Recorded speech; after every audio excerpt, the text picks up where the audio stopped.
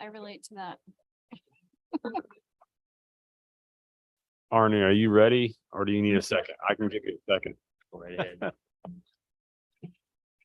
Hello, everybody. Welcome. Thanks for coming. This is the February 23rd meeting of the Lexington Planning Commission. I'm going to call this meeting to order at 5:01 p.m. First item on the agenda is to approve the agenda.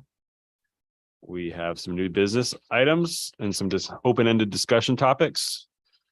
Anybody have any comments? Great. I move to approve the agenda as presented. All right. Second. All right. Motion and a second. All in favor? Aye. Aye. Thank you. All right. Next item will be to approve the minutes from the February 9th meeting.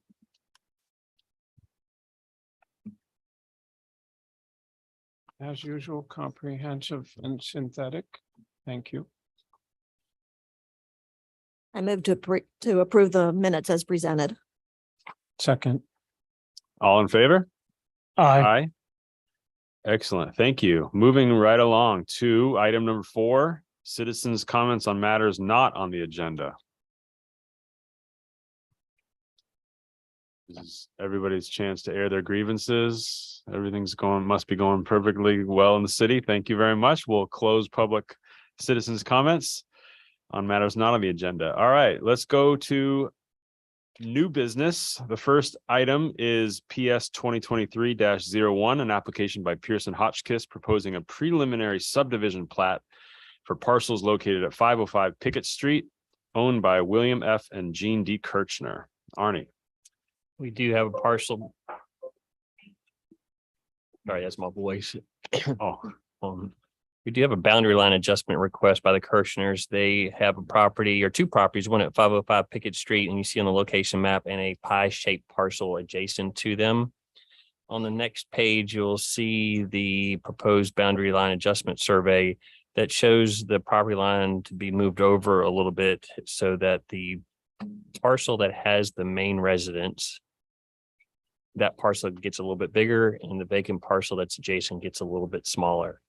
Even though it's not a requirement, I did ask Pearson if they could put the setbacks on to see how much developable area is left, and he was kind enough to do that. It's not a requirement for the plat, but it does show that roughly a 5,260 square foot buildable area remains on that smaller parcel. The request does meet the minimum lot size, minimum lot width requirements of the, not the zoning ordinance, but the subdivision code, and staff therefore does make a recommendation for approval. Happy to answer any questions.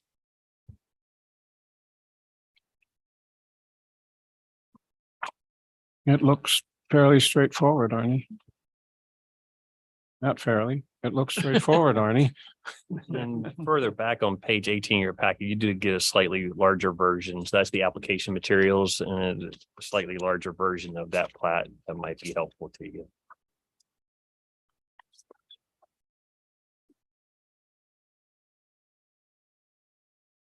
So their intent is to sell this property and put a house on it? Is that? I'm not sure what their intent is exactly. The driveway for the most part, and so just so that they end up with a little bit larger parcel for themselves.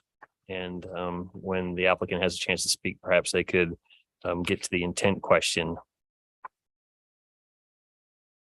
okay.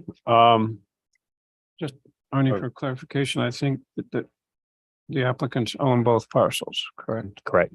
Just to make sure everyone's aware of that. Okay. Any more questions for Arnie before we have an applicant statement? All right, applicant, would you like to come up and say anything? If so, name and address, please. Surprise, surprise. My name is William F. Kirchner. I live at 505 Pickett Street. I don't know if that's Wilson Pickett or who Pickett, but in any case, we've lived there since '86. That's in Lexington, Virginia. And we came upon the purchase of the pie-shaped lot early on in our living here. was offered us by the adjoining landowner, and we picked it up, but all along, we had this notion that we had this beautiful maple tree in the back of the pie and a pine tree in the back of the pie. We always thought we wanted to pass it on to somebody else or build a house on it. We wanted to protect the roots of those two trees from being cut by building. So those trees became like sons and daughters to us, that we like to look at those, and those are our trees. So we wanted to section off. We thought too, if we own more lot, we could pay more taxes, and then we could sell the smaller lot for a more affordable price, for more affordable housing. And my concept, being an architect, was always trying to make a design for the property and at least pass that on to a future buyer, whether they wanted to follow that plan or not. Or if we were struck with an amount of money, maybe build a house on spec to improve the neighborhood. And there you go, satisfying the vacant lot coalition. Thank you. Didn't I just meet you? Yes, you did. You did indeed. All right, thank you very much. Any other questions?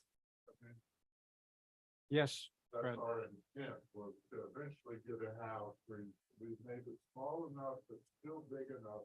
We've graded out the whole site over the years. And it's gonna be nice, guys. Oh, yeah, we've laid it all out. I know where the filet mignon is on the site.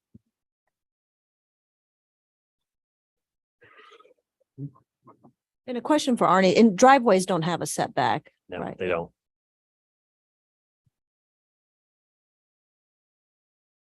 All right, Well, no, just a quick question for Arnie. First, Fred, I love the idea of saving the trees, moving the parcel line to save the trees. That's wonderful. Where the boundary adjustment hits the driveway and Pickett Street, it seems in the drawing on page that we have, there's a little bit of the driveway in the other parcel. Do you see that? Mhm. Is that an issue or? No, okay, just. Because they asking. can, if in the future, Let me address that. I mean, Right. these guys that Defer. surveyed are perfect. But, and we did have some gravel still over Okay. that line, but since that line was formulated, we pulled that gravel over, but I didn't try to go back to them to say old existing, that wasn't important in the big scheme of things. We kept the original point and went up and then went over to where our neighbors fits is at the corner. But good question, John. Thank you for the answer. all right, any further discussion or?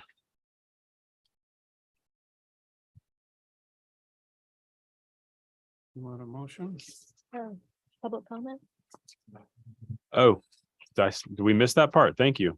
I did, yeah. We're allowed public comment on this item.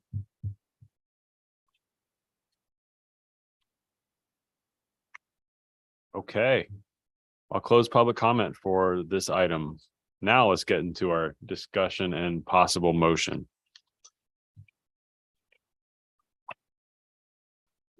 I move to approve preliminary subdivision application PS 2023-01 for the adjustment of boundary lines between 505 Pickett Street, tax map number 21-4-12 and 0 Pickett Street, tax map number 21-4-13 in accordance with the preliminary plat showing revised lots 12 and 13 of Confederate Cove subdivision completed by Perkins and Orison as submitted by the applicant. Second. All right. Any further discussion? All in favor? Aye. Aye. Aye. Great. Thank you very much. Appreciate you all coming in. All right, let's go to item B. SP 2023-02, an application by Chad Coffey requesting approval of a site plan that includes a storage building, a timber frame pavilion, and the relocation of a batting cage at Brubaker and Fox Fields located at 198 Wallace Street, tax map 29-1-49, owned by the city of Lexington. This is a site plan application. Just to remind, we cannot issue building permits for new structures until there's a site plan approval. I'm not going to go through all the background information that you have at the bottom of page 1 and the top of page 2 for each of the individual buildings, but just we'll focus perhaps a little bit of discussion on the aerial photograph that you have there on the bottom of page 2.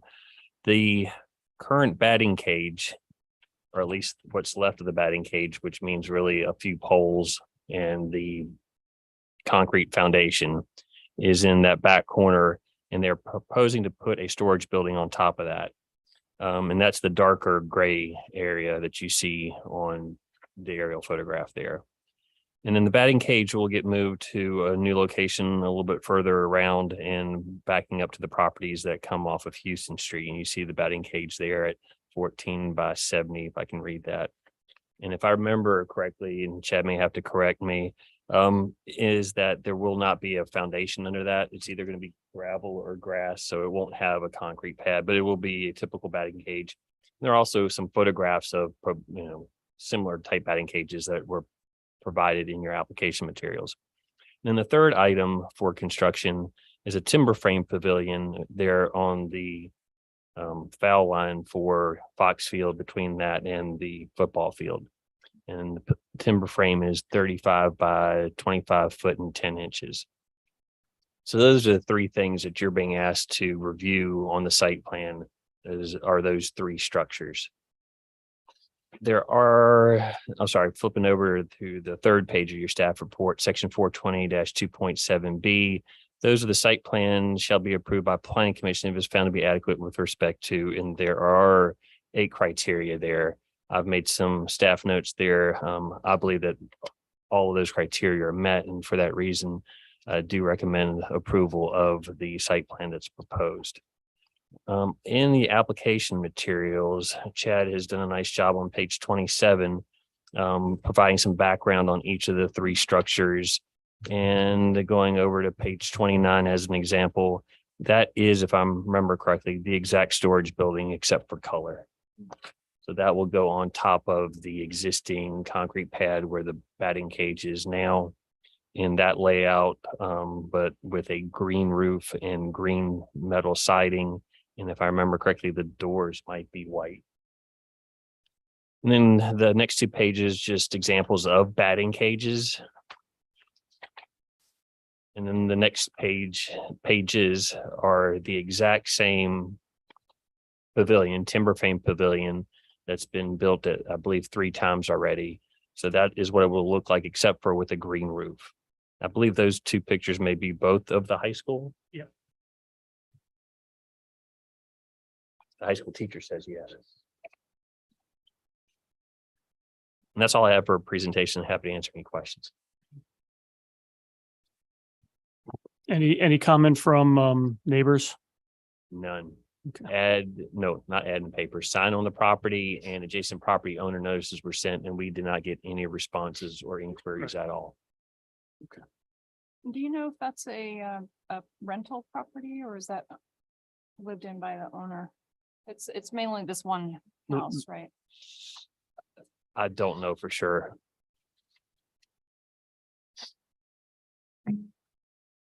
So I'm a little concerned about having a batting cage so close to somebody's house. I am delighted that the season is starting. Don't get me wrong, but having the sound, the crack of the bat over and over and over again, right outside your house. This is really pretty close to that house. How close? How close is close? Right. You'll have an opportunity once we get to the public comments, so just a sec. The only thing I can say, if I remember correctly from the narrative, it's about 20 to 25 feet from the property line. And the batting cage where it's currently located is actually closer to that property or that property line than where it will be relocated. Now, I'm not going to say that, 10 feet of extra distance is going to make a whole lot of difference as far as noise and the crack of bats. But just to point out, it is a little bit further removed than where it is currently located. And how long has it been since the current batting cage was used? You have the applicant answer that when the applicant comes up. I used it last year Did you? in baseball season. Yeah. Okay, so it's Mhm, been, functional. um, and I guess I'd also, this is probably another question for the applicant, but why was that the location? Why that location as opposed to say at the end of this sort of inserted interjecting property or somewhere else? It may be because of the slope, because there is where the timber frame pavilion, that sits a good bit lower. And I don't know what a good bit lower means, but a few feet lower than Fox Field itself. So there's a slope in that general area that may have prevented that. But again, the applicant can certainly answer that better than I. And then I guess I would also have a sort of similar question about the timber frame pavilion, which is a great addition, in my opinion, but I would be a little bit concerned about people driving during games, whether there are people expected to be in that pavilion during games, or, I'd just be concerned about balls going down that foul line and into the pavilion.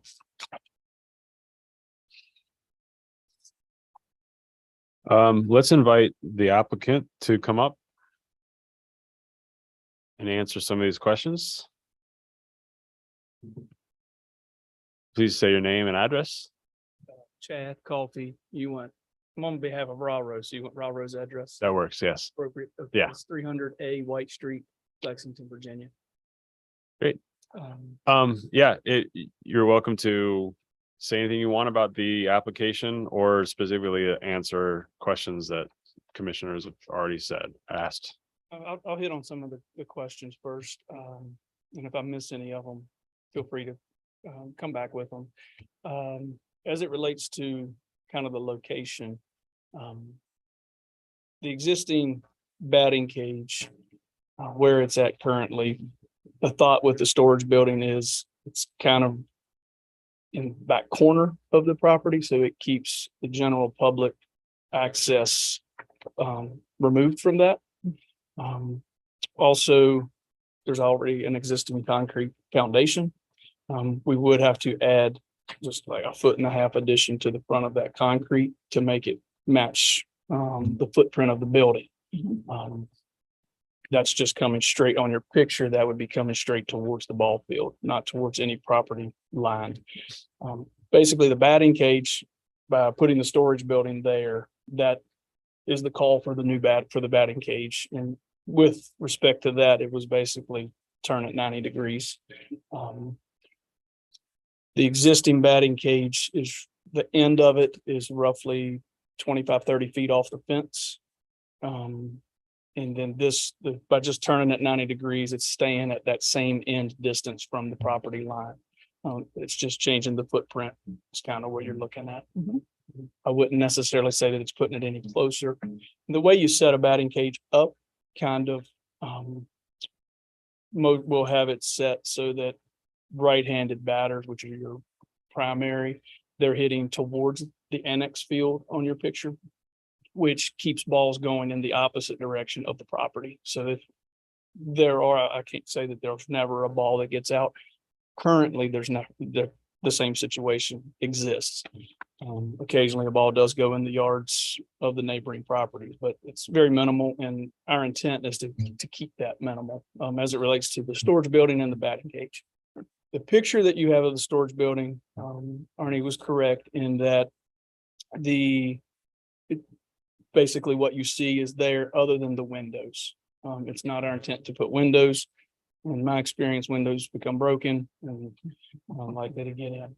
Really, the only window that will be is possibly on the entry door, and we have the option to take that window out.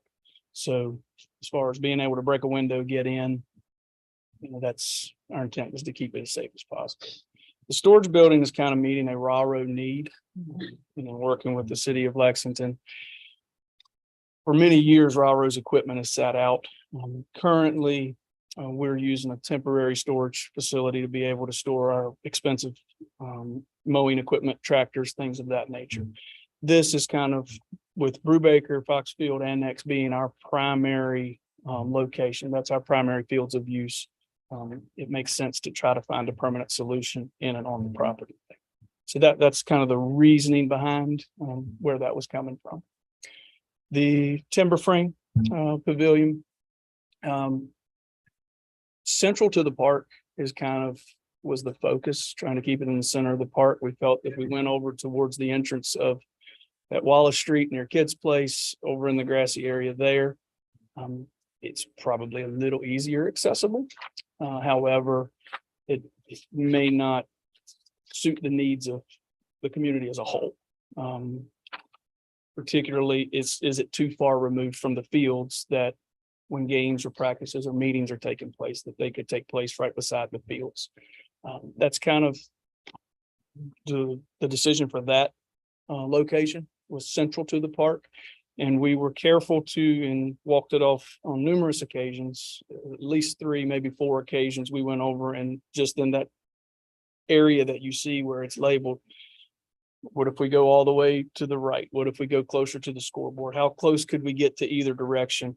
And we felt like very few foul balls from either Foxfield baseball field will make it that distance. We're talking 12 and under kids. Yeah. Most foul balls won't make it that distance to the building. I'm sure, I can't say that there never will be. There will be some. However, if you go any further towards, back towards the egress ingress road that comes up beside the field, if you go any closer to that, I noticed last year during our adult softball league that a lot of foul balls dropped in that particular area. So kind of the shifting and the layout kind of planned for that. The intent, you're talking about public use, that's what we're doing it for.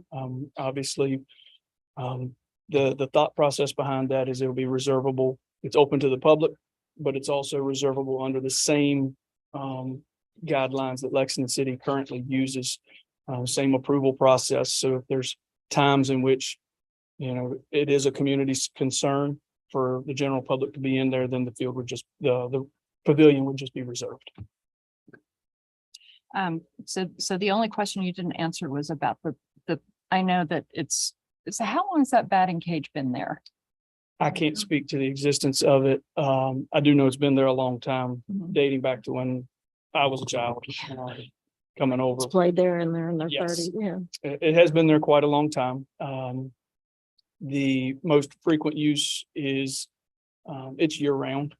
We've actually gotten several phone calls about when is the batting cage going back up. So that's kind of wanted to see how this goes. One way or the other, the thought is if the storage building site is not approved, the existing batting cage will be put back up where it's at with repairs. The poles are bent, trees have fallen on the poles over the years. So some repairs will have to be taking place there, but it is used year round, heavily used March, good weather season, March to October, heavily used by Sorry, go ahead. railroad and by anyone using those 2 ball fields, 3 ball fields there. And have you had any complaints about noise? Not to my knowledge. No one's ever complained to me about existing noise. And even with the annex itself, there's a lot of restrictions on the use of the annex field. And usually with restrictions, the complaints would follow. And I do feel like a great deal of, the word I'm looking for, but great deal of care has been taken to make sure that we're not infringing on those restrictions. And to my knowledge, even on the most restrictive part of the park, we've not had any complaints from the use of the facilities. Thank you. Any of the structures gonna have electrical? They will. Yes, and the electrical work is planned to be done by Lexington City Public Works. And is that just internal? It's just To the building or? it would be to the structure, the timber frame structure. So the existing electrical is on the third base dugout of Fox Field. So it would drop off of the behind third base, it would drop down to the timber frame. The thought there is just lights and a couple of outlets in case people need to hook up something, nothing major, obviously, with the same intent in the storage building. Lights and the ability to hook up battery chargers just to keep battery tenders to keep things charged. Nothing, no major electrical loads or anything of that nature. And do we have any, like night sky kind of protection with public lighting? We do in section 14, that was added in the 2016-2017 update, basically saying that all exterior lights have to be dark sky compliant. There are some exceptions for that for security lighting and a few other things, but yes, we do have a dark sky lighting requirement And is that for just public buildings or is that anybody? for all buildings. So just to follow up on that, and for both the timber frame and the equipment storage shed, there's no exterior lighting proposed. The timber frame is an open structure, Right. but the lighting would all be, The would exist inside. underneath, And nothing in the batting cage. nothing on the back. Great. Any more questions for Chad? Thank you very much. Appreciate it. All right, open up public comment.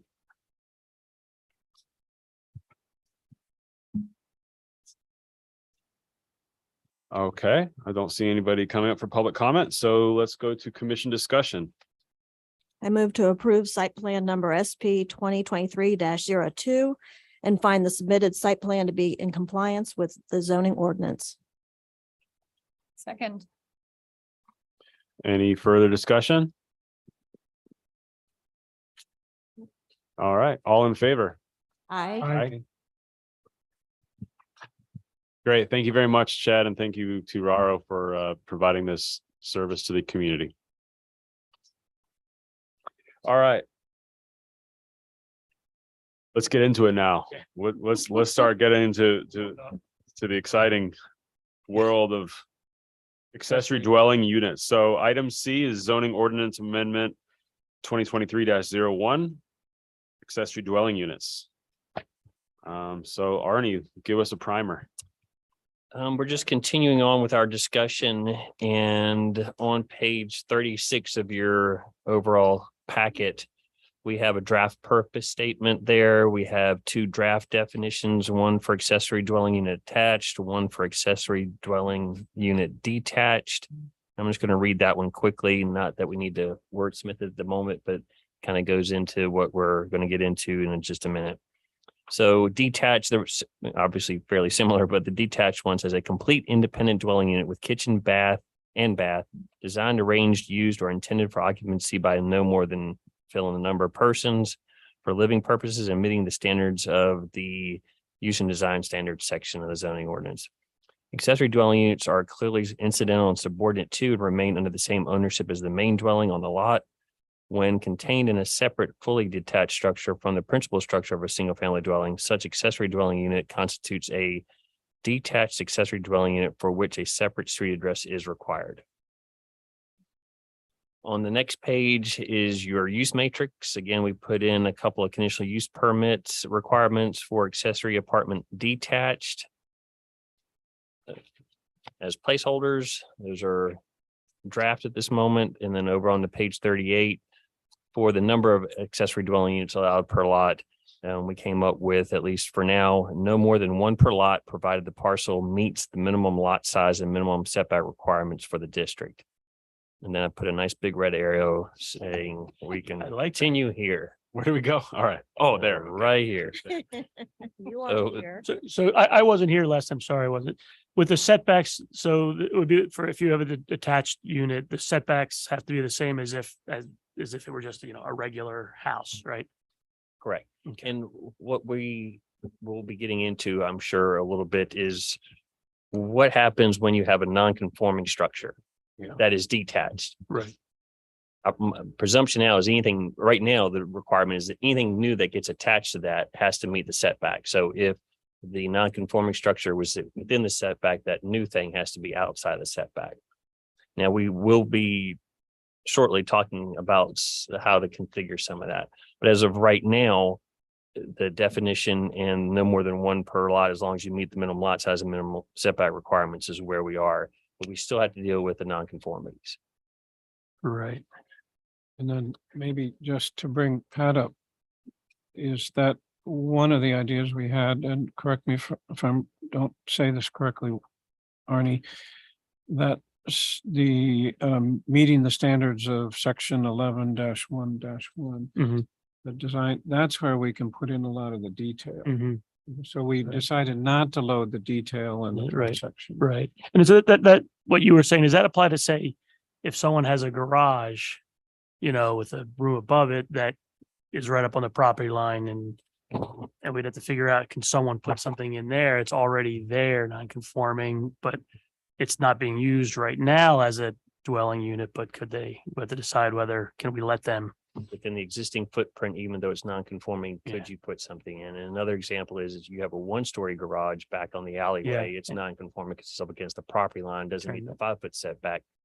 Are we going to allow Right. a second story to be added to that? That's in the setback. Mhm. So we will also provide you, and we started doing this last time in the staff packet, a few pictures of properties that already have accessory structures for sure, and maybe even accessory dwelling units already in them. So what I would like to do is, once we get through a draft, is sort of calibrate our draft based on the existing conditions that we have, because we have enough of these around town where we can say, okay, that is clearly non-conforming with respect to the rear yard setback. It's one story. Are we going to allow an accessory dwelling unit to go into that garage? Yes or no? Are we going to allow a second floor to be added to it, as long as it's no taller than 25 feet, or what we come up with here shortly as far as maximum height? So how to deal with some of those nonconformities. Right. Okay, good. And then the other thing, we provided you with, as a separate document, this sample accessory dwelling unit regulations just from Charlottesville and Arlington. And the purpose of that is, or maybe a better way of saying it is, when we were talking about the definition last time, since the definition was one of the first things we were getting into, we wanted to know, well, how is this going to work or that going to work? And we were starting to perhaps in that discussion really load up the definition with use and design standards. So this was just an example of other structures, not structures as in buildings, but other ways of organizing accessory dwelling unit ordinances to show you where some of that can go. Right now, we are pretty well settled on, in our code, you have a definition in the back of what the thing is. You find out in the use matrix where it's allowed. And then most of the time there are use and design standards. And the more things we add, the more use and design standards we end up adopting with whatever that new thing is. And just to go through the Charlottesville one, and we didn't maybe provide everybody with a copy. You certainly were, it was an attachment to your last email, but we do have a couple of copies maybe that you can share. Charlottesville, they have a separate section for accessory buildings, and that's not so important, but then the bottom half of the page one, standards specific for accessory apartments, where they say no, one or two per subject parcel, no accessory unit shall exceed 25 feet in height. They start getting into the use and design standards there. And then the next section on the next page, they have their use matrix, which is similar to ours in definitions. And then as it happens, Arlington is very similar as well. They have more use and design standards, but they do have use and design standards for accessory structures, and then specifically for accessory dwellings. And a lot of them actually, and then again, a use matrix, definitions. And then they also had something a little bit that we're gonna have to talk about, homestay, which is short-term rental. So that's just to give an example. We didn't need to front load the definition with everything, because I presume a lot of our detail is going to end up in our use and design standards. So I'm not sure that was necessarily helpful, but we provided it all the same. Unless there are any questions, back to page 38, below the bright red arrow, general standards. Can I make a suggestion on the purpose statement, or will that, I can make a suggestion to belabor it if we don't like it. Go ahead. On the purpose statement, the second sentence, accessory dwellings are expected to increase housing opportunities for individuals. And Blake, you brought up, you're concerned about whether that it was too tied to individuals. And I was rereading it this morning, and can we just say individuals and households? Yeah. Just might be the simple solution to that. So just a suggestion. I think that's fine. General acceptance? Yeah. Yep. That also brings up another point. We've already posted this, I believe, to the website.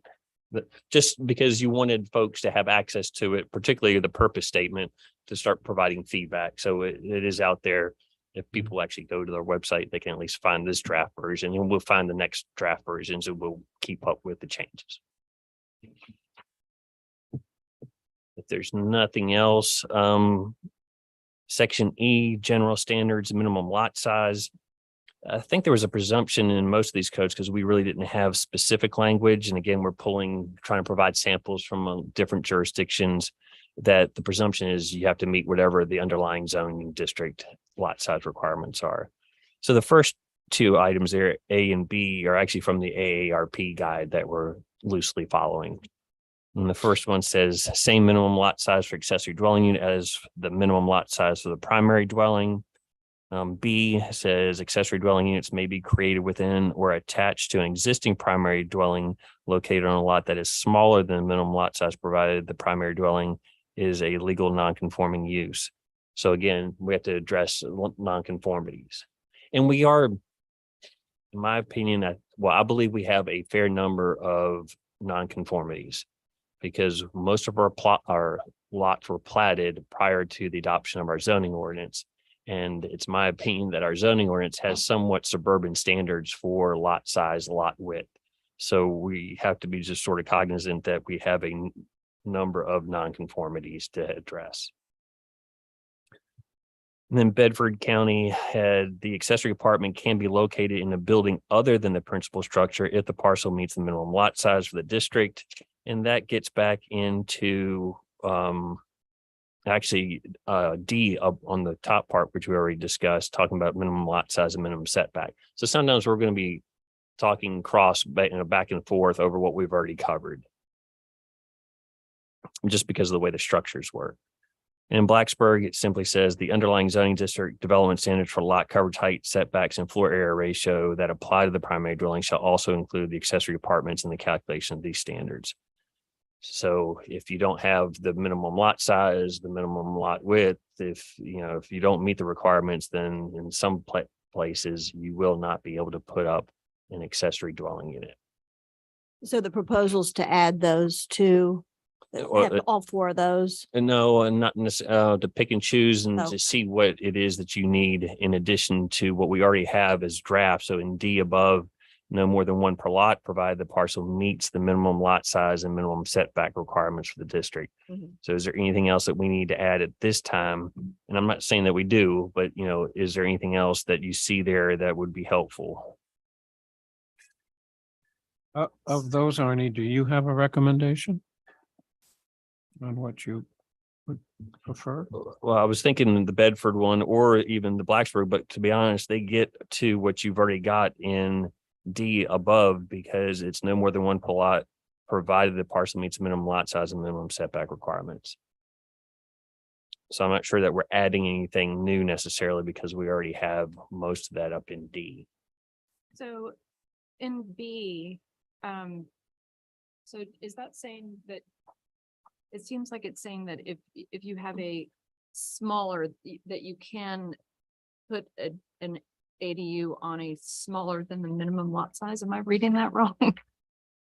Yes, if the provided the primary dwelling is a legal non-conforming use. So if you have a house, a structure that's on a lot that's non-conforming, presumably with respect to lot size, because I think we'll see that a lot, that you can have an accessory dwelling that within or attached, so in this case, not a detached unit, which is what we're primarily focusing on, but we also have to make sure that we don't leave any loopholes for other things. So you can have it within or attached Yeah. on a dwelling with a lot that's smaller than the minimum lot size. So I would be concerned about, I mean, in terms of if you're already have a smaller than minimum lot size, then you're crowding on, in terms of the issues that were brought up last time about parking. You're already gonna have, like more than what you might need. You're like, oops, sorry, you might have more parking than is ideal or, just overcrowding streets. So I guess I'd be concerned about allowing basically a second household on a lot that's already smaller than that is minimum sized. And maybe as we go through this, maybe we'll have a minimum parcel size also. We may be able to address some of that. So just, don't forget about your concern, and maybe we don't have language right now to add, but I figure that we are going to have quite a number of parcels that don't meet the lot size requirements, the minimum lot size. And that, I feel like it brings in the non-conforming ones into our code that you could, you can have, I mean, you're allowed to enlarge your building. This is only for the attached. You're not allowed to enlarge your building. So for those people who already have an accessory dwelling, that brings them in. And if even somebody wanted to create one, you're not changing the size of the house at all. You're just allowing them to have a separate use, right? Is that, But you're Correct. adding And more we're going to kids. get into but, something. I mean, you might have a big family versus, Well, okay, one fair person. I enough. mean, it's hard to Right, say right, if right, that's right. really true or not. Yeah. We really, now we don't really have setback requirements. So front, side, back. We used to have something that says your rear yard had to be a minimum of so many thousand square feet, but that was changed and we deleted that a number of years ago. So in your example of a lot size that's smaller than the minimum, Mhm. you can still build onto your house for your own purpose as long as you're not encroaching into the setbacks. Mhm. So I guess the question would be, other than the parking, if I have a bigger family, I can already build a bigger house. Even if I have one or two people, I can already build in that area potentially. Mhm. So is the extra dwelling unit creating that much more of an impact that we wouldn't want that structure to be built out in the same footprint where it could have been built out, even if it wasn't a accessory dwelling unit? I'm not saying that elegantly, but No, I think I understand what you're saying. And I guess I would say that, let's say it's a bigger family size versus an accessory dwelling unit where you've got other adults who are definitely drivers. Your family of 5 kids, at least some of those are probably not going to be either living with you or driving. Does that make sense? Only some of them are going to be driving all at the same time unless you have, very tightly spaced kids, I guess. so maybe we'll be able to address some of that once we talk about parking in particular. Yeah. Once we get to that section, but I don't want you to, lose that thought. There are a lot of these that we're going to just sort of put a pin in it and just come back to them. And then we're also going to see some language here shortly that says for those uses that were existing as of whatever the date of this ordinance. So then it really talks about what the non-conforming ones can do and can't do. So we'll see that language in just a little bit. Is there anything currently about minimum lot size or any other questions about that? So just to bring up, because it is confusing, on D, minimum lot size and minimum setback requirements. Parentheses, with the exception of non-conforming uses. Is that, I'm just trying to understand the intent of where we're going on that. Correct. Right now, I think where we are is that an accessory dwelling unit that's detached cannot go on a property unless the minimum lot size and minimum setback requirements are met for the district. And that's reading from D on the top of the page. And then we still need perhaps not here, but certainly to address the nonconformities. And to Shannon's point, I remember reading in some of the background literature that one of the challenges is where you do have neighborhoods with smaller lots. If your lot size is, they can end up not having the opportunity to have accessory dwellings when actually they may be the ones that are in a good location to have them. And I can think of some places in Lexington where that's the case because they're close to downtown, it's walkable, et cetera. So I think that's something just to keep in the back of our mind in the Sure. discussion. No, I agree. I just think that it's important to also think about that density. It may not give you any comfort right now, but right now we have all of the accessory dwelling units as conditional uses, so they will have that extra review. That may change, but as of right now, and let's say we develop standards for parking and other things, that will be truly reviewed under that conditional use permit process. So are we saying for E1 that we don't really need C because that's already included above in D? But the other three elements look like those are all three good elements to include in minimum lot size. Is that right? That's how I'm seeing it, but I don't know if I'm. These are just options for you. I'm not, And I actually like all three, the contents of all three, I think are pretty important to have because they each say something different other than C. But am I misinterpreting that? Specifically, yeah, especially 2, since it does talk about the legal nonconforming. okay. How about this? How about we add A, C, and D for now? And then as we make our way through, when we come back, we'll see how pertinent or what the need is for all of those potentially. Okay. And it's a little bit hard since you're sort of dealing with elements. You don't have the entire picture as you're putting this thing together. Yeah. But if we can certainly put A, B, and D together for your next issue and then see whether or not it makes sense to have all of them. Okay. Does that sound like a plan for E?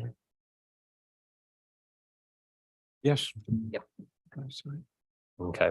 Now, types of structures, I actually misled you here and I apologize about that.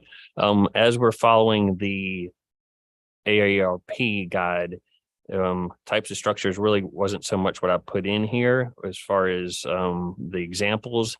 In the types of structures for the AARP was more about off-site manufactured versus modular and others. So there was more that type of structure. So type of structure as in type of construction and not so much what we provided, which was actually a lot of going over some of the things that we already talked about for definitions and how many on the lot and that type of thing.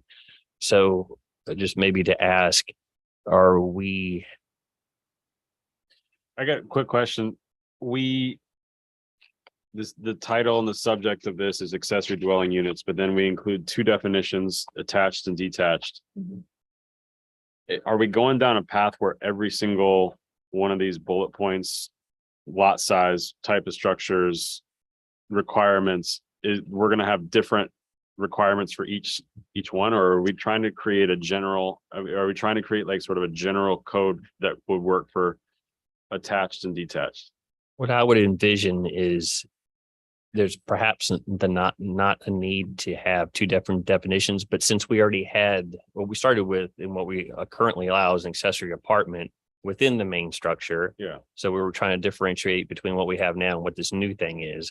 But we may well find out that we only need the one definition for accessory dwelling. And then in our use and design standards, we'll have perhaps a number of use and design standards that apply to both. And then we have to break out maybe a few specific design standards for those that are detached versus those that are attached. Okay. Yeah, that's fine. Cause it just feels like we're starting to go into this. We're just creating 2 sets of codes in parallel that are very similar, but slightly different. And we're just writing everything twice. Like this is the minimum lot size for attached. This is the minimum lot size for detached. An example might be short-term rentals, where we have short-term rental rules and regulations for both. But then we started breaking out a little bit what was allowed in R1, R2, and RLC. no, RM, sorry. And the split was RLC, C1 and C2. So then there were some differences in the code, but there was a lot of language that applied to short-term rentals regardless of where they were located, just as an example. So is there any feeling that, we don't allow trailers, so we don't allow the HUD manufactured house currently in our code. We do allow modular and we do allow stick built because they're both built to the same standard. So is there any feeling that modular would not be allowed potentially for an accessory detached dwelling? I'm currently of the mind that accessory dwelling, I think that for simplicity, accessory dwellings should just inherit the same things as a primary dwelling. So if it's allowed for the primary dwelling in that zoning, I would see no reason why you couldn't also have it for an attached. But that's my opinion. So if people disagree. So stick and modular would be allowed. Mhm. I would agree. Exactly what is modular? I don't know Are- what is- stick means. Oh, a stick built house, you show up with a whole bunch of sticks and you put it together piece by piece by piece. So the traditional building, Okay. a whole bunch of lumber shows up and they cut each one individually and custom build everything. Modular is wall panels. The whole unit can all be built in the factory and chunks get trucked out, pulled off of a chassis and put onto the foundation or stacked up in the units or blocks.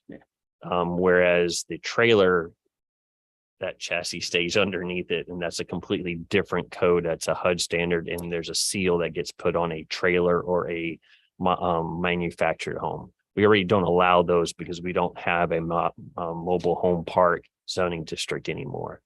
So the ones that we have are non-conforming. They're fine, but we just don't have a zoning district where anybody can apply for a new zoning for a manufactured house somewhere else in the city. And modular homes or buildings, structures they're somehow like really fixed to the ground. All structures have to be affixed to a permanent foundation. Okay. We do not allow tiny homes on wheels. Everybody wants to build a tiny house on a trailer with wheels because that doesn't meet the code, but you also can't park it permanently on a property and tie it to a foundation.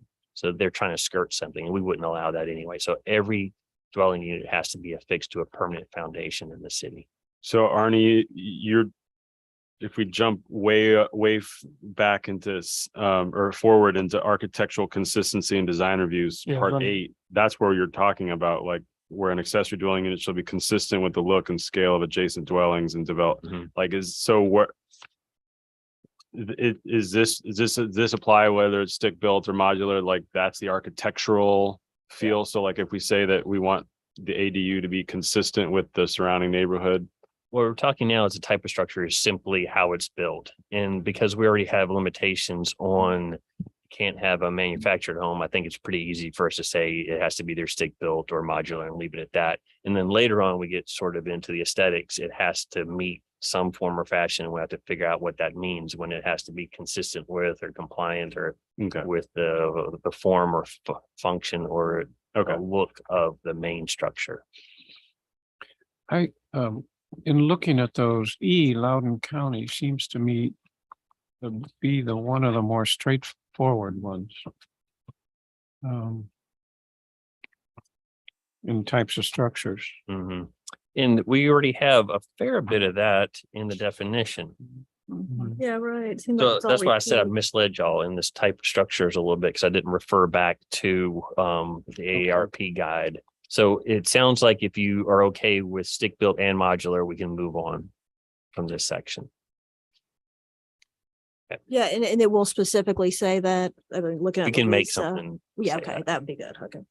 I don't know if it's worth getting into, but in the AARP guide, many offsite manufactured modular ADUs have been and continue to be produced. Old conceptions. No.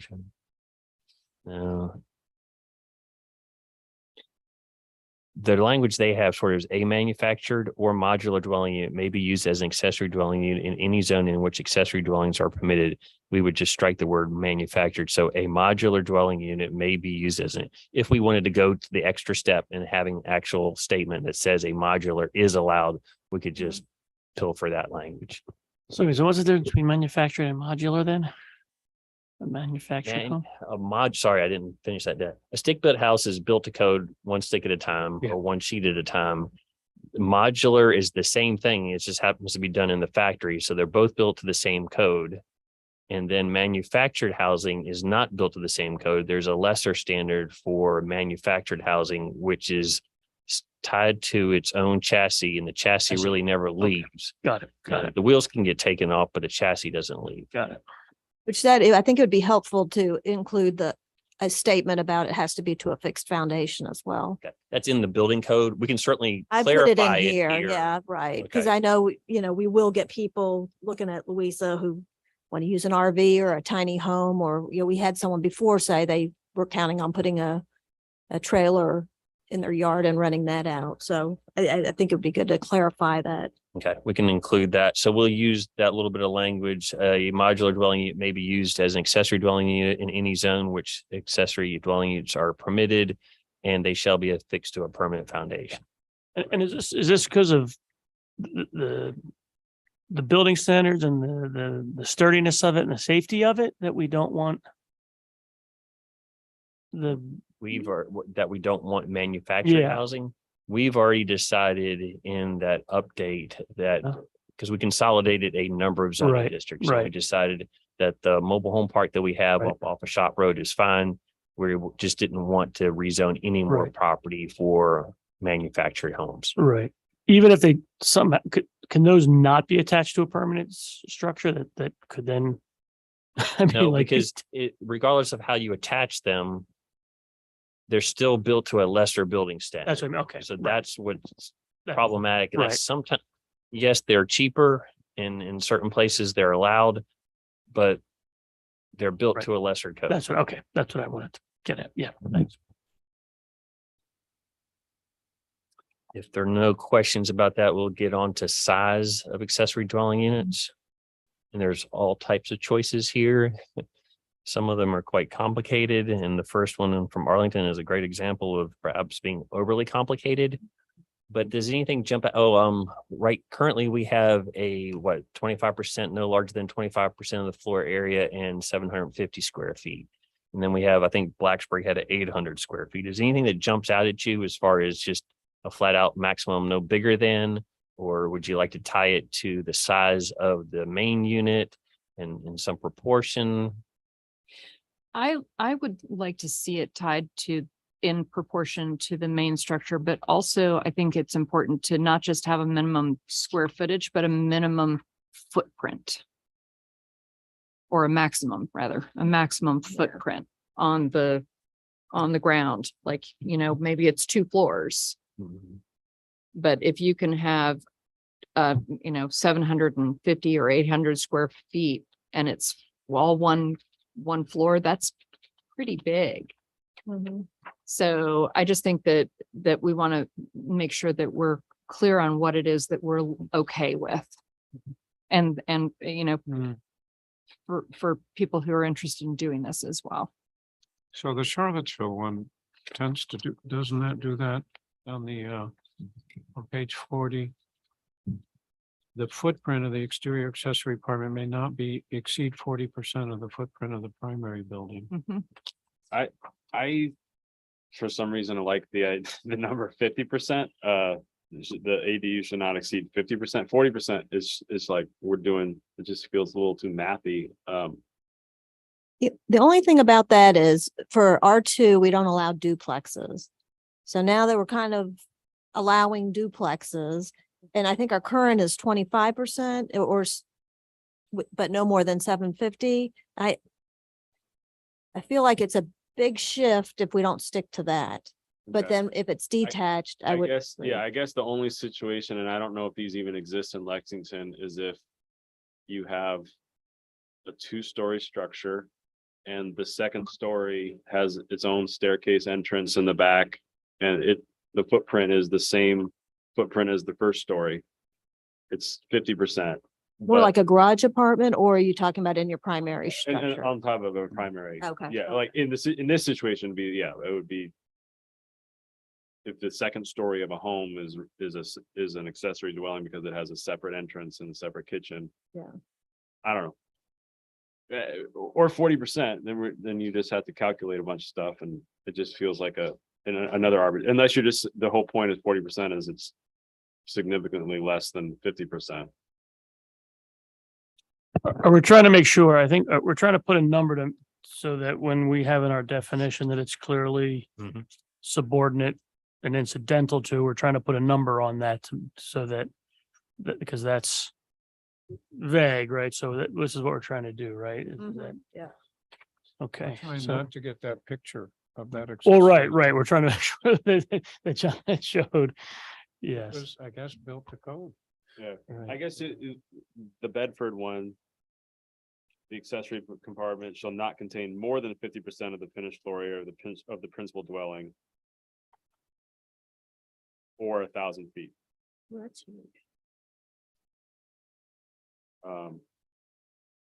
Again, I'm having a hard time picturing existing stock in Lexington of. Where the potential accessory dwelling units are and how big these things could be, because you're right, we don't want a massive thing that. A mansion on, and then a sub mansion right next to it, but.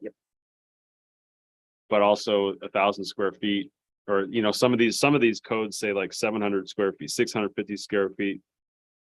Like those. It's Well, getting pretty small. yeah, I mean.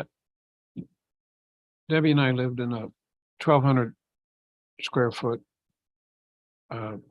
California ranch in Brookline, which made no sense in the north, but that's 3 bedrooms.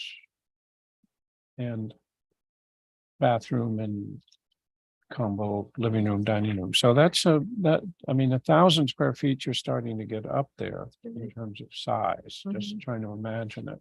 Yeah. So maybe there's a reason why there's, people are, the codes that we're looking at say around 650 or 750. Yeah, I lived in a square feet. couple of 800 square foot apartments, and that's 2 bedrooms, 2 baths. It's a big size, and I would not want to go over that, I think, for those. I think that also gets to the, if the footprint issue again. So like if you have a 2,000 square foot house, but it's 2 floors, you could have a second, an accessory dwelling unit that's 1,000 square feet. That's the same footprint as the main house, only just 1 floor. And so you're taking up a lot of room on your property and creating, I don't know, it's just, I think that the footprint and the combination of footprint and minimum square footage is important. Yeah, if I'm reading these wrong, some of the areas say not less or not more than 70% of the floor. So I mean, like, there's clearly like a huge range that. But like was your point that it's got to be 50% is better than 40%, because if the second floor of your house is going to be that apartment, then you couldn't use it if we said 40% because, right? So that's why. It's 50%. yeah. Is that what Again, your point was, right? I didn't factor in like duplexes not being allowed, but Does that make that a duplex then? It sounds like it does, yeah. Our Fine. duplex definition says something that they have to be equal size from what I but recall. but if you say less than 50%, and then it is now subordinate. Right. So you can't, if you just have 2 square house, 2 stories, you can't have that second one be the accessory dwelling because it's the exact same size as the first floor one. Right. So we're ruling that out. Right. Is that what we're saying? Not to split it back into what's existing versus what the new thing is, like the internal versus the detached. But it seems to me there's a fair amount of language here from different jurisdictions that deal with the existing. So in the existing structure, and the footprint's already there. So you could, let's say you had a 2-story house, full basement. I kind of liked when they said You could use, if you had a basement, you'd use the Mm. full basement. So that is getting close to being a duplex per our definition. I can read the definition if it's helpful. But that's sort of impact that's already there. So is that as important as the new footprint that you're adding that has to be or should be clearly subordinate and incidental to the main building? So is this one example where we're gonna have two Right, different, Yeah, we're going into two right, different definitions. right, Which, again, if it's needed, that's fine. I guess, yeah, I don't wanna go to bat and die on the hill if it has to be 50%. I'm willing to go less. It's just that any number you pick, unless you literally have like a very specific reason, it's arbitrary. You're pulling a number, like, because 40% of a 3,000 square foot house is very big compared to 40% of a 1,500 square feet house. So like, you're just saying, what proportion do you want the subordinate to be? right. And so if it's subordinate, I guess my definition would be less than 50%. For a new structure. Because otherwise, then the question is, what are you ruling out when you say, when you pick that maybe more or less arbitrary number? What are you then ruling out? Are you ruling out that second floor okay, apartment? So yeah, or maybe then in this situation, we have to have a different requirement for detached. Yeah. Yeah, I think you do. Okay. I also think that maybe it's a no more than sort of situation where you've got, let's say, 750 square feet and not more than 40% of the original primary structure, or whichever one is bigger. So that to try and equalize it, or maybe it's whichever one is smaller. I don't, sorry, I'm having a hard time thinking about this math in my head. But trying to say, okay, yeah, we're gonna not let people who have a 5,000 square foot house have a, whatever 40% of that versus the 1,000 square foot house and 40% of that. If you limit the actual size and say you can't have it bigger than 750 square feet, period.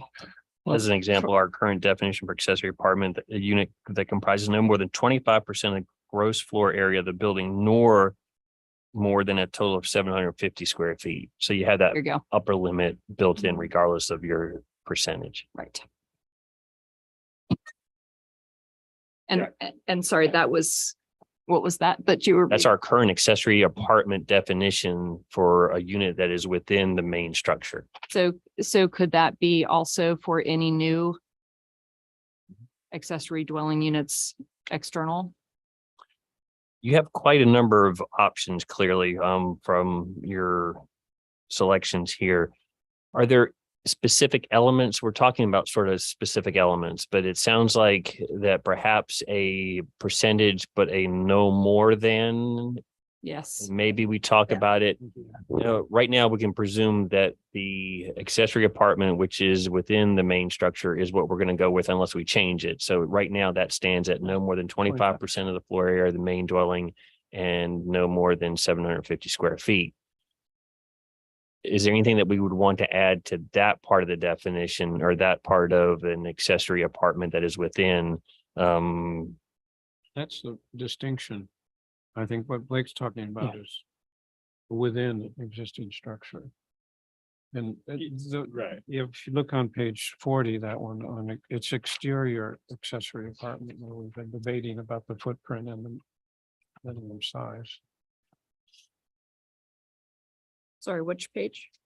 40. Um, How about page 40, top right, Yeah, or I 7 guess, of I 11. guess 25% to me seems like the floor of the percentage that I don't see that low number anywhere else. True. Everywhere else is 30, 50, 40, but nobody's 25. So that's where I make it just feels like the most restrictive if you're talking about 25% of the floor area. I know, and I assume that is in part because it's intended for a person or maybe a couple, but not a family, a whole nother family living there. I don't know, but that, yeah, it seemed to make reason that's why it's low. Feel like an auctioneer. Do I hear Yeah. 30%? I think we've been here before with a lot of. But living- They feel arbitrary, which is why I Yes. felt like, Which is some pretty much true, yeah. Yeah. um, I don't know how to provide you with any additional information that would help that necessarily. let's aggregate every city's zoning ordinances and take the mean or the average. Let's just be right in the middle. Anywhere between 40 and 25% would be good. I think you need to do, you can't do more than 40 just to show that it's subordinate. And the upper limit's gonna, I think, manage what might be the biggest problem. Yeah, hopefully. Right. So if we come up with our upper limit, 750,000, 750. Did we rate. say before that we don't actually know how many currently accessory? So we don't know how that's working. Well, you know, we really don't know how that's working for people. And unless we did a really in-depth survey and Yeah. got good response Yeah. rate for people telling us what they have in their They house that don't- may they not be don't wanna allowed know. right now, I'm not sure what we're gonna get No one's back. going to answer that question. Mm. so I think in working it out, this is where we do distinguish between an interior and an exterior. Mhm. I know in our house, if we took Blake's example and added a stairwell on the outside, then that upstairs would be would be less than 50% of the ground floor. Because there's an addition, and I'm trying to think about this, not in terms of our house per se, but just thinking of Lexington houses, especially older ones. So I think we need to think about it a little more in terms of the design and functional requirements. Yeah, I mean, like, or somebody like renting out their attic. Yeah. With a separate, or the footprint's the same as this main structure. But it's your attic, it's not the main dwelling. I don't know. And similar to some of these have the Basement. basements. Yeah, I thought that was a great example of, well, it's already there, the footprint's there. It's in the basement. It's gonna be presumably, the same size as your upper floor. And the impact is just there already. Is that an issue? So could it be up to 50% of an interior of the interior space and then for an accessory outside unit exterior, outside of the home, the whatever 40%. Yeah. Or 750 square feet. You can make them different, absolutely. I'm interested. Because that would definitely get to your issue, but and then with the caveat that you can only have one of these, so you can't do both your basement and your attic. Mhm. We already have that. Yeah. in- Right, and your garage. We already had that in D, no Right, more than one per exactly. lot. Exactly. And maybe what we're going to need is the public input of people who are going to say, well, this is what I have and it wouldn't work if you do this. And why shouldn't this work? And you would say, yeah, you're right. Why shouldn't it work? So Any hypothetically, anybody that had sort of a non-conforming structure, or detached dwelling, they're like, well, the thing that I wanted to rent out doesn't fit your zoning ordinance. Could they just get a conditional use permit, assuming that it met the criteria of a conditional use permit? Or no? If it's non-conforming and it's been consistently rented, Oh, sorry. I guess in a hypothetical situation where we say 40%, you cannot exceed 40%. But then somebody wants to rent out the attic or their basement and it's 45%. They can't do it, but can they get a conditional use permit for us to allow it? you can have something in the conditional use permit standards that says you can add up to 10% of the floor area, to give you a little bit of leeway if you need it. So yes, you could write an allowance that says through the conditional use permit process, up to 20% extra floor area can be allowed if it's shown that XYZ is okay. we could put a piece of tape down it and say they promise not to go on the other side of the line. Right, I guess, yeah, but I'm just saying, can an applicant ask for permission? Yeah, if it's not- variance. Doesn't meet our zoning text, because you're right, we're not gonna find the perfect text, which is going to fit the Venn diagram of an entire circle where it fits everybody, but we're hopefully going to have enough examples to sort of gauge this against. We may not know the exact square footages. I've got a house behind me, for example, that I should take a picture of and send in or provide to you. It has an exterior set of stairs. So it was a craftsman house, gable end. So the first floor would definitely be bigger than the second floor. It has an exterior set of stairs that feeds the top floor, has a couple extra apartments in the back, but we won't worry about that. So I think once we set a standard, then we can sort of calibrate that by what we see and by the comments of folks that come in. And if you want to provide that extra little bit of flexibility in the conditional use permit, I think if you write it in a certain way that you can potentially add an extra 10% or 20% of floor area if they meet certain criteria. Would that be for an external unit or? Right now, conditional use permits are for external, the way we've got it currently laid out. So I'm not sure if it was part of the question, but we're going to have existing non-conforming accessory dwelling units. And as long as they're consistently rented, then they can, and they're 45% or 55% of the floor area, then they're fine. They're non-conforming. And have we at all addressed like garage apartments? Not specifically. Okay. Do we need to do that is it that separately? and detached specifically? or is it not detached? I guess it can. Presumably, we're talking about a detached garage. Right. Yeah, exactly. Right. And that, What- it's interesting you bring it up because it is coming up a little bit on the ADU setbacks. There's from Charlottesville. Okay. Yeah, that's Is there a way that we could at least put something down on paper now as a placeholder? Am I hearing for the existing language that we have 25% of floor area, no more than 700 square feet for an internal accessory dwelling? Do we want to tweak that I'm sorry, say that again. for the Don't for we the want to do accessory it? dwelling unit that is within the main Inside. structure? Currently, the definition is no more than 25% of the floor area of the main and no more than 750 square feet. So I thought that we had talked about doing 50% if it's inside, Well, that's what we have interior. currently. He's saying what we. I know, Yeah. but we had 25% talked is about what we saying, currently have and Yeah. no more than 750.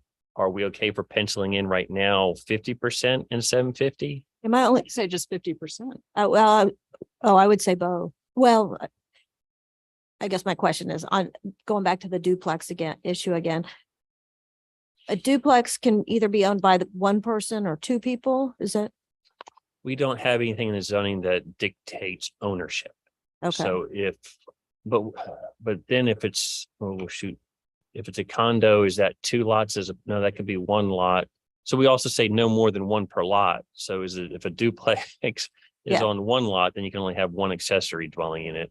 But if a duplex ends up being split in such a way that it's on two lots, then potentially, yes, you could have two accessories. Well, and what I'm really thinking, if we use that 50%, getting back to that duplex number, are you allowing now a duplex in R2 that doesn't allow duplexes? So should you make it 40% and then, But is it a duplex only if they're owned separately? and Right? that's what I'm asking, And because I'm these are thinking these on will be Main Street, rented, there's a right? duplex for sale, but it's the whole building being sold as one unit.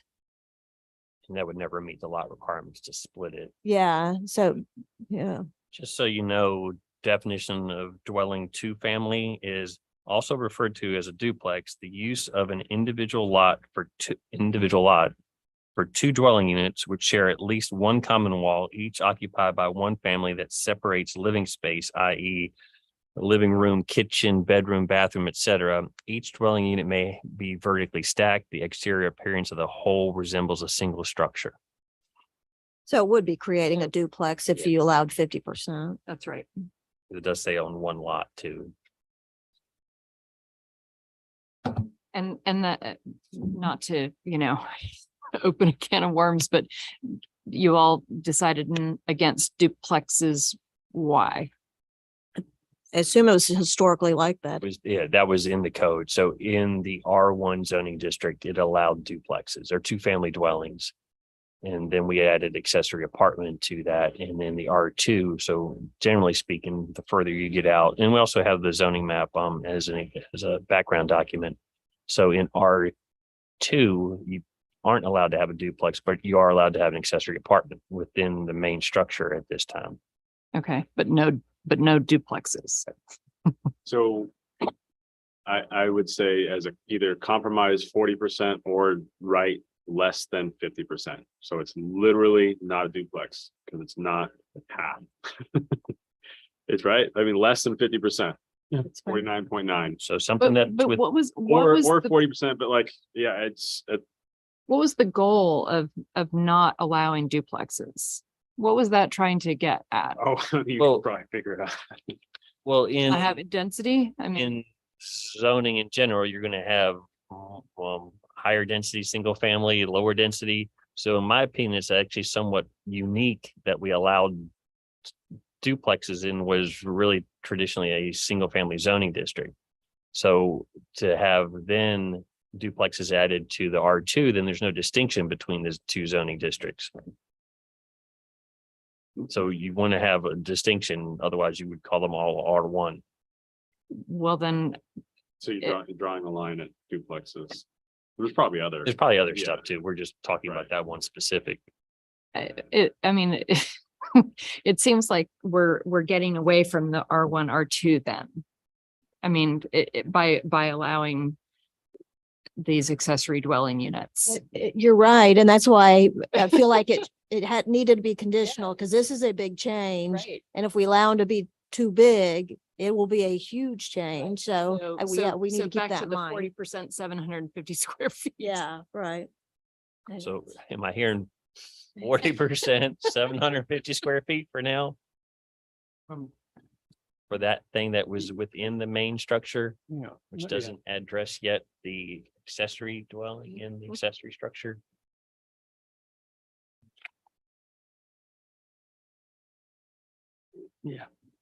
It's. Say it literally again, just- Arnie? It's. What are it's we an agree- Arbitrary number. It's a holding place an at this abstract point, so number, I'm so okay it's- with putting it there for now. So for that accessory apartment that is within the main structure. Right. Currently, there's a 25, no more than 25% of floor area, of the main structure, and no more than 750 square feet. I think I'm hearing of bumping up the 25% to 40%, but still keeping the 750 750. square foot cap I for would- now. Yes.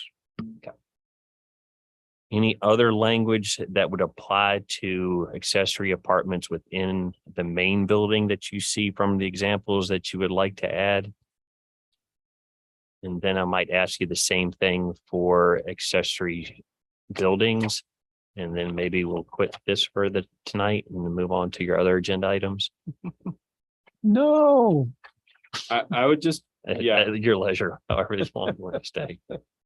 I would just have put in pencil 750 square feet, because again, that just feels like a low number, but I think it's gonna be subjective on a case by case basis, because there's gonna be some houses and lots where 750 feet feels huge and some lots where it's gonna feel like a drop in the bucket. So it's like, it just, I don't know. I'm just saying that. Okay, but yeah, I think it's good to have something down. So we'll put that down. Yeah, that's true. I mean, I have seen houses with mother-in-law's apartments attached to them, which are, I don't know that they're bigger than 800 square feet, though. That's pretty big. But It is. yeah, I see your point. Great.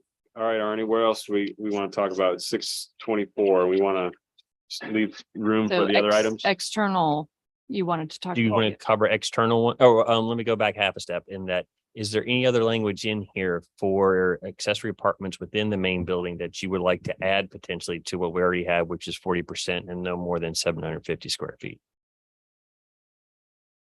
I don't have any particular recommendations, but we do have some other details in some of these. So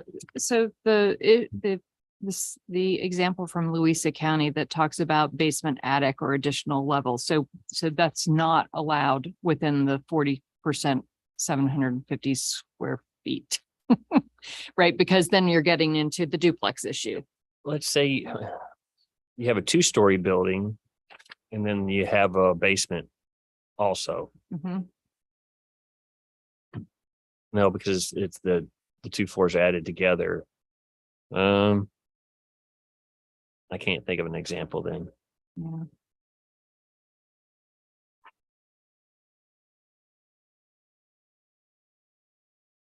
I think the numbers are okay with me. Okay, we'll leave that then for now, and there's plenty of time to come back to it.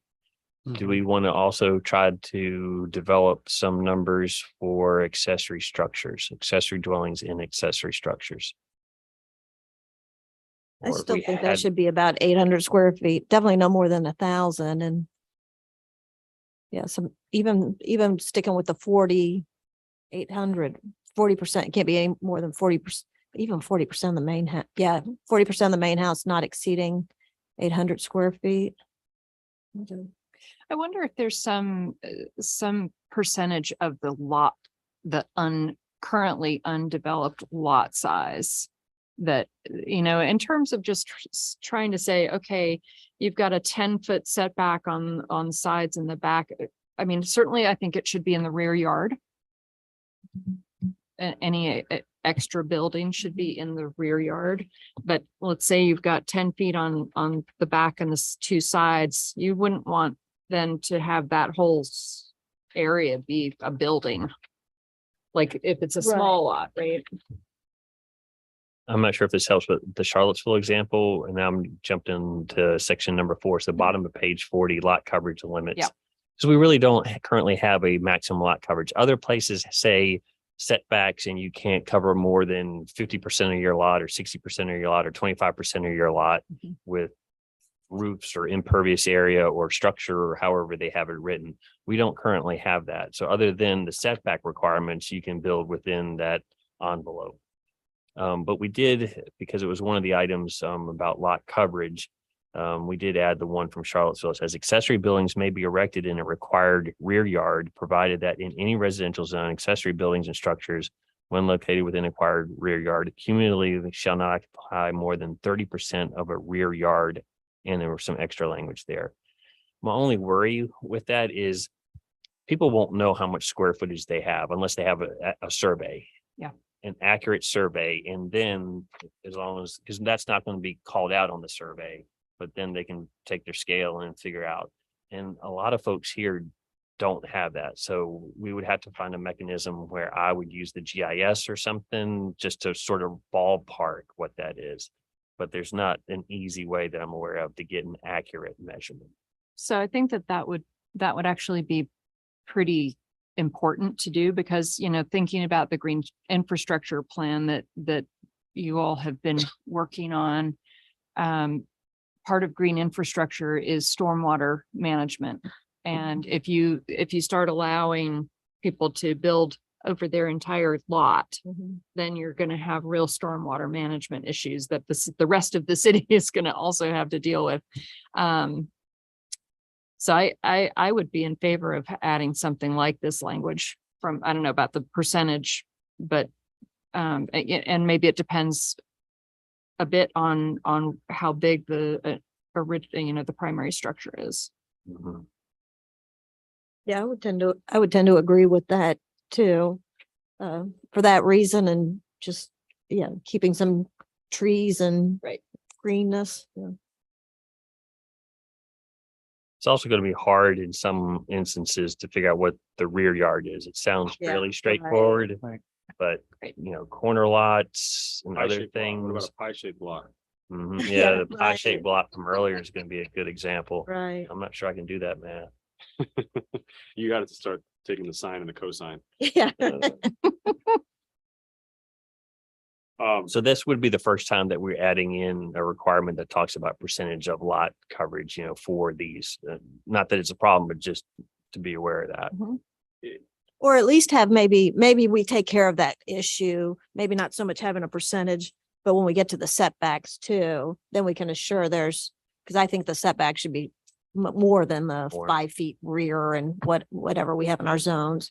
So maybe that will address that. We don't have to have a percentage of the lot. Or we could have a maximum no more than 50% of the unbuilt. Well, I don't know. in a new site plan, Mm.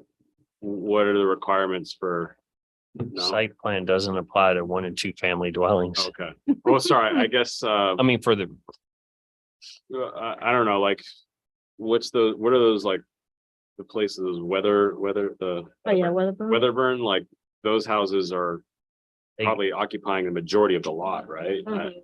they were given a PUD with, I believe, 5-foot side yard setbacks and 10-foot in the front. I can't remember what the Okay. rear yard setbacks were. So they were given a specific set of setbacks in their PUD. But yes, that's a good example of a lot more lot coverage. And so it's different since it applied to the whole neighborhood, but yeah, right. It's a good visual to compare to. So if you write it in such a way, most of those probably couldn't, depending on the 30, or whichever percentage you end up with, they may not be, but they're already so dense. Would you necessarily want one that's in an accessory structure? Right. And that's the point, right? I mean, you don't want to become Brooklyn.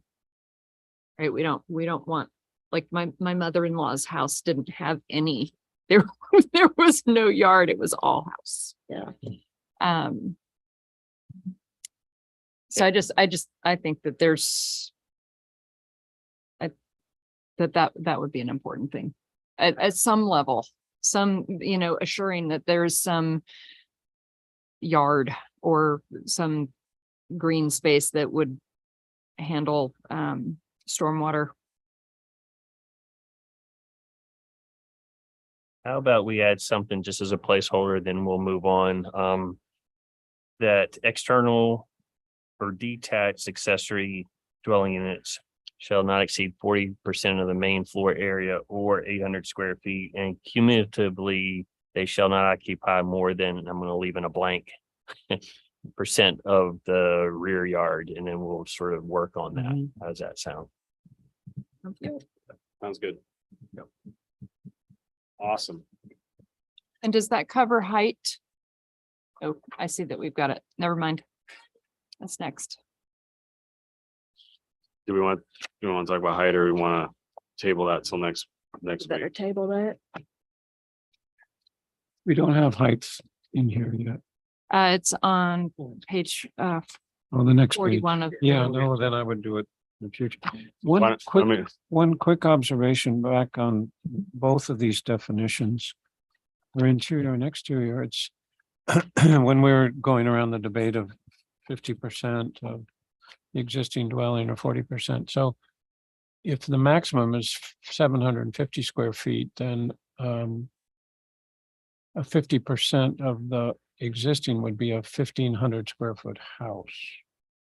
I'm just trying to think it back. Mhm. So it might be worth, as we go through this, to look around town in certain structures and say, well, the average of the certain neighborhoods are around, the gross is X. So then we would know that, well, if we said 25%, this is what you could get. If we said 40%, this is what you could build, just to have a sense of it. Mhm. But that's why I think that we're all correct in saying there should be a maximum. Right. Yep. And we want to plan this as if everybody is going to do it, knowing that everybody's not going to do it, but if everybody could do it, Mhm. Right. what would we end up with? Like, what's the maximum that we would have? I think that's important to keep in mind because, we're talking about, this could be in place for decades. Mhm. height, is there any reason why not? We don't just say 20 or 25 feet and just call it a day? Well, let's don't skip up to height. I think the number 5 is going to be big, the ADU setbacks, which Oh, okay. I think we should wait till next Yeah. meeting. We're done then. All right. The Yeah. red arrow will move to, Let's open up public comment. Wasn't gonna say anything. David Sigler, 307 Overhill. You don't have to respond to this, but I've been following this topic for literally a couple years since the legislator introduced this in 2020 that basically said ADUs were going to be allowed and cities couldn't really put any onerous restrictions on them, period. And previously, of course, the legislator does allow temporary health healthcare Care, structures. where you also can't do anything about that. You just have to allow it. So I think this is really interesting. And I think, we like to not have CUPs, but I think this is unfortunately an area where we might need to have some conditional use permits, where we require them. I mean, I know we don't like CUPs, but our city is just so nuanced that what might work one place doesn't work another. But I had a question that you can address later, and it might get to when you do your use and design standards about meters. If a separate dwelling unit needs to have a separate electric meter and water and sewer meter, because in Roanoke, it says they cannot have separate meters. I thought that was very interesting. I also had a question on how you will deal with Airbnb. And then had a question because you really talked a lot about the house and the percentages. And I guess our electorate, our folks in Lexington would say, gosh, well, if what I'm spinning off to have an ADU is 60% of my actually more square footage, I'm just going to swap and tell you, well, that's the primary structure. The second floor apartment is and now the first floor is the subordinate structure, if that makes you all happy. And I just live in the subordinate structure. I live in the smaller one. And so at the end of the day, the percentages that people are going to do what they want and just argue that you just are misidentifying which one is the ADU and which one's the subordinate. So those were just some random thoughts that I had from your great discussion, and thank you, but no need to reply. Just you guys can deal with them later. Thank you. Thanks, David. All right, any more public comment? All right, thank you. Let's close public comment. And we're going to go to item D. South Main Street Opportunity Area Map Discussion. This was a request from your last meeting to be brought forward. We provided you two maps. So page 45 and 46. During our PDMU discussion, it was discovered that the opportunity area that is along South Main Street appears, not just appears, it goes over to a portion of Maple Street. And there was a question, I think the mayor made some comment during the PDMU public hearing that perhaps we need to take a look at that. Now, I haven't been given a direction yet from the city manager, but I can imagine that we will be receiving direction to address that. So as Kate has nicely brought up, you see the red area, which is the commercial, but also the stripe is the opportunity area. And that is extending over, so that red parcel that's furthest up and to the left, so to the north and west, is the fire department. And there are the two half lots behind it. And then all of a sudden we're stretching over to the houses that face onto Maple. So I think that was the concern, is how in the world did we do an opportunity area that gets into single family dwellings? But I don't think that matches the map in our comp plan. Well, Or are you telling us it does, that's really the That's map? the- Oh, yeah, the okay, map in the okay. comp plan is a little bit bubbly, it's Yeah, right, sort of rounded okay. edges. And but when they provided us with the overlay to go onto our parcels, is what you're seeing on the Okay. GIS. Okay. That's actually how it shakes out.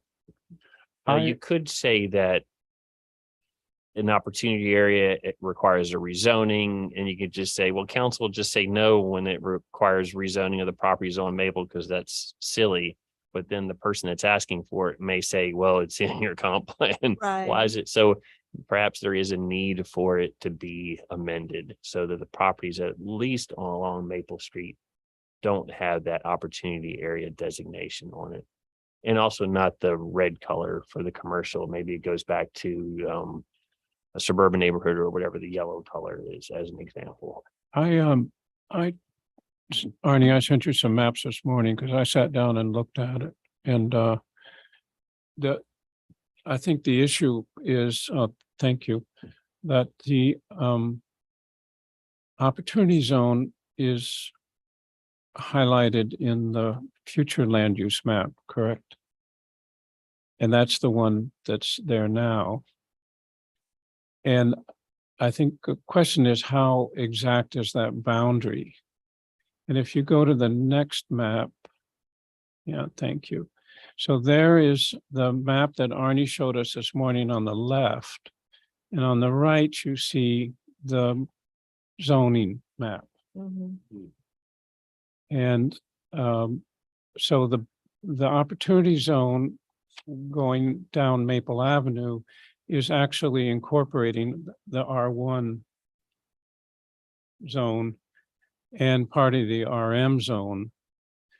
And so that's pretty clear that it's cutting across two.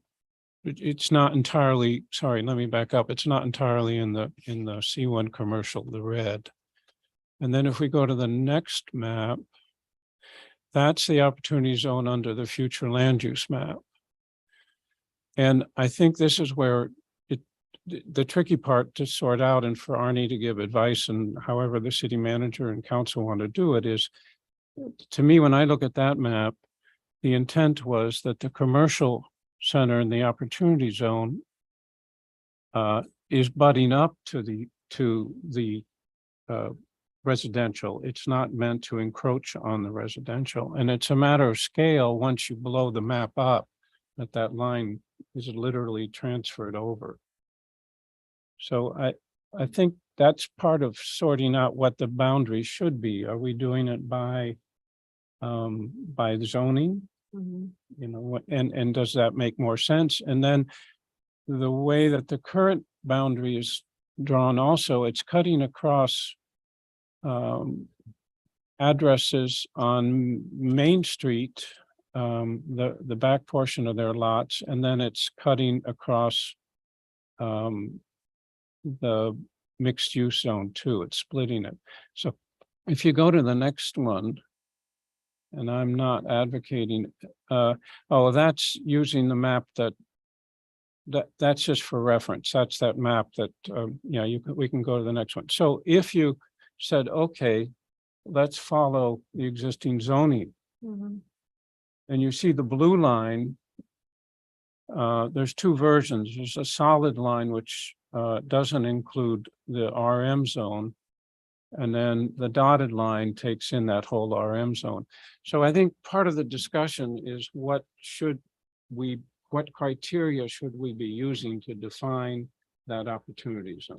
That's the basic question. Well, and I thought we had specific language that in the comp plan, or at least we talked about it, that for that one in particular, it matched up with the C2 Yeah, district. I mean, to me, that may be what Berkeley Group drew, but I think this is just a clerical error, because I think everything we talked about was that it's C2. It wasn't to incorporate for this one any of the residential. So does that mean that the map just needs to be redrawn? Or does it have to go back to council? For.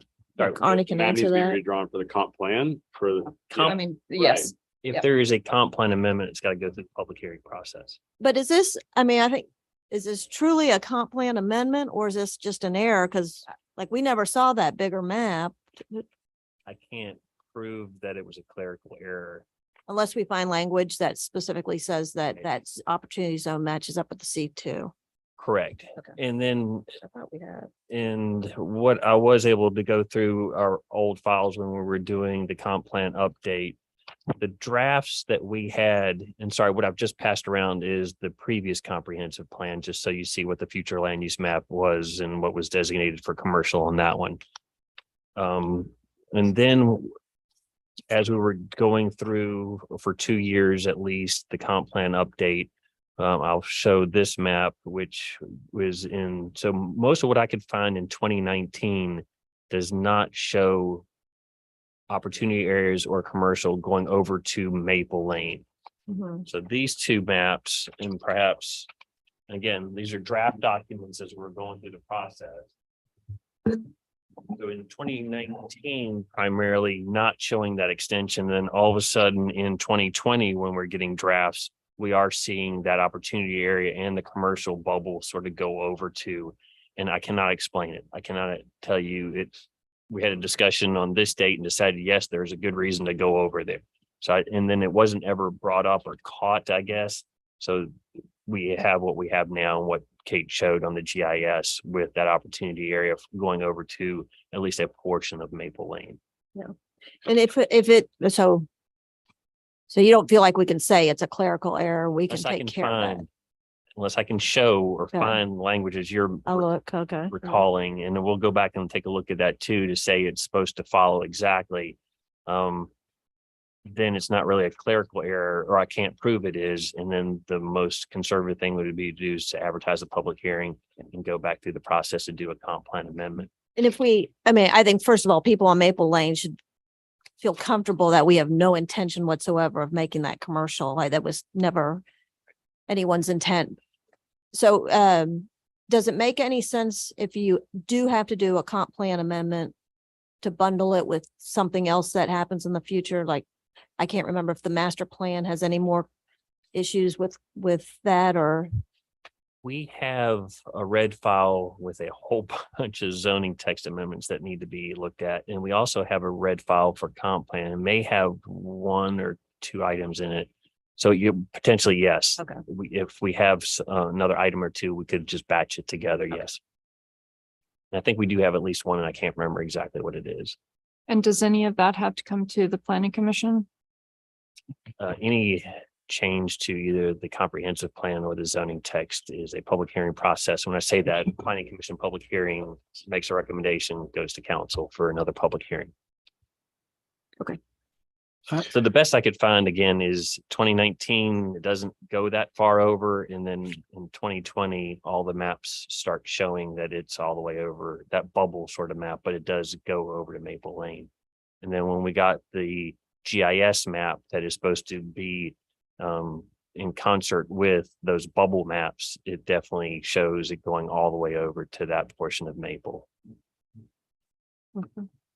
Yeah, I think we should correct that when the timing makes sense to you, but I agree that we shouldn't just assume it's a clerical error. I suspect we'll be getting direction from council.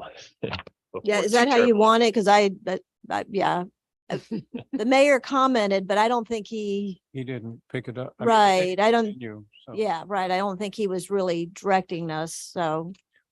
I But can ask the city manager. yeah, I think everybody Was. would be happy and Okay. Any public comment on this item? All right. And the last item is,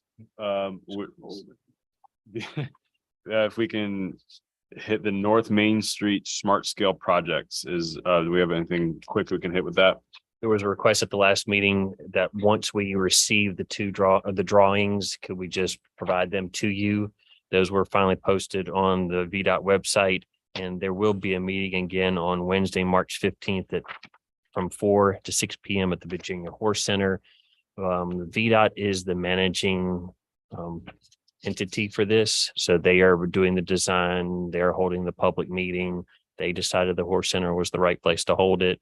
And they're going to be taking public comment on this. And we just see cross sections or the typical, and they even said typical sections. So we would have bike lanes, 5 foot on one side, 4 foot on the other, 11-foot travel lanes, a 2.5 foot sort of gutter pan and curb, and then a 5 foot sidewalk added to the existing sidewalk. And there's a different cross section where the bike lanes go away for a little bit at the Diamond Street intersection because of the left-hand turn lanes that occur in both directions. So there's less pavement available for the bike lane through that intersection. And then on the next page or the last page of your packet, it's in sort of a project overview that shows the project. You can't really see it so well at this scale, but it goes from Massey out to Hook. Is the intent that they would be removing street parking on both Absolutely. sides? So that's where they're getting the space, because that's otherwise, yeah, it's We put in an application for a smart scale grant with VDOT 2018 or so, and it was awarded. But that was the primary reason, is that VMI with the construction of the core physical training facility, and I cannot remember how many hundreds of parking spaces are underneath that. And they recently extended a parking lot on the other side of the street up on the hill. So they knew that extra parking, and they could then require it, their folks who are primarily parking along North Main Street. I'm not sure who else would be necessarily parking in that area now, since there aren't any single family houses on North Main Street anymore. So they were able to require their employees to park in these other locations, and therefore we could have a nicer entryway. And luckily we were awarded that smart scale grant, and it's not a cheap, I believe it's in the $3 million range, if I remember correctly, to do these improvements. And so VMI is completely fine with this there. They kind of good. I can't remember how we started this project, but yes, without their willingness to require their folks to park on or off of the street and on the post, then we wouldn't be able to do this. And can you tell from the drawings, does it still start at the music store roughly, right? They decided to start just past the music Good, store okay, at good. Massey. Because that was one issue with their parking for the Yeah. music store. That's good. There's two spots in front of there. Right. Yeah. Is there any, That is one this- spot that's not even a One spot. full spot. Mhm. I assume that this is not going to have anything to do with the condemned auto garage that's on that. At this point, this project is planned to start in front of that structure. But this project has nothing to do with the Yeah. structural issues that are existing, and therefore we don't know what's going to really happen long term with that structure. Awesome. Uh, Great. Just one Go quick ahead. question. What happens at the transition points at each end? You know, you're going to be on a nice bike lane. Good and luck. All of a sudden, There's a sign that says good luck. Yeah. yeah. Well, there you It's just like the bike lane when you are heading on South Main Street, right past Campbell. All of a sudden there's a bike lane on the right hand side. It goes down, it goes across the bridge, and then there's a sign that says "end bike lane." Can only imagine something similar is going to happen here.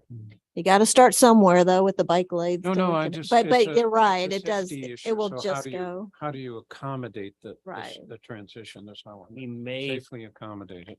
you may find during the design and public hearing process that they may transition into sharrows. Mhm. So all of a sudden, instead of having a dedicated bike Mhm. lane, there's a sharrow, and it tells people to share the road. Yeah, Is I- any of this work, this project, Smart Street, talking to the bike pedestrian plan that was commissioned? Like that was its own set of bike lanes and connectivity. And I'm just curious if like we have all these different grants and all these different projects and they're just like all independently doing their own thing, or if they're. Well, I think they are just because of the funding, but as our consultant was developing the bike ped plan, they were fully aware that North Main Street was a thing. It was a project, there was an award, and that it was going to occur. So I don't think they spent much time discussing it. Okay.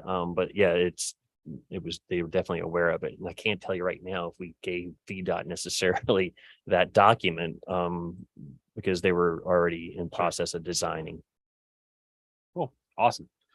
Anybody else want to discuss or move on to other items? All right, great. Thank you for that. Zoning and planning report. I forgot to bring my zoning and planning report, and today we put two things on that zoning and planning report. One was to make you aware of the joint meeting that's going to be next Thursday, beginning at 6 o'clock. If you weren't aware of that, I wasn't aware of that in time for your last meeting to announce that. So joint meeting with city council, work session, March 2nd, 6 o'clock to 6:45 Here. in this room. in this room. Yes, not upstairs, but in this room. And the presenters are already aware. Yes. Yes. And then there was one other thing that may come to me and may not. It may just be on your next zoning report. Sorry for that. You said it's 6 to 6:45. Correct. All right. Okay. Well, I'm gonna skip Catalyst project updates and key annual milestones. How about a city council report? Just two items. So the Echelon CUP, council will hear that on March 2nd. So if you want to stay after the work session. And then the RFQ responses for the VDOT proposals, those are due March 17th. And then there'll be a committee that reviews those proposals. And that's all I have, unless there's a question. Thank you. Any other items of business or are we ready? Ready. All right. And is there a motion to adjourn? So moved. All right, seconded. All right, I there we go. All right. Aye. See you later. Thank